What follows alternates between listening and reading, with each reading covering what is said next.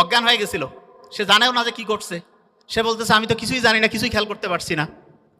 আশেপাশের সবাই বলতেছে যে না, এরকম ঘটনা ঘটছে। সে অজ্ঞান হয়ে গেছিল, তার সারাটা শরীর, ভূমিকম্প হলে মাটি যেমন কাঁপতে থাকে তার সারা শরীর কাঁপতেছিল।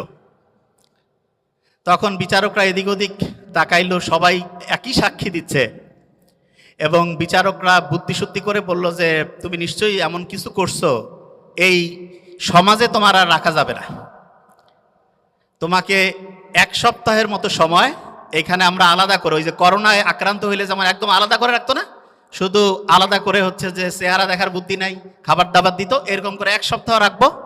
তারপরে তোমাকে এইখান থেকে, দ্বীপ থেকে বের করে অন্য জায়গায় নির্বাসনে পাঠিয়ে দেওয়া হবে। তা প্রাচীন গ্রিস দেশে 2500 বছর আগে যখন যে কেউ এরকম ঘটনার মধ্যে পড়তো, তখন তাকে হচ্ছে এরকম করে জোর জবরদস্তি করে ওই বিচারকদের সামনে নিয়ে আসতো। বিচারকরা যখন শুনতো যে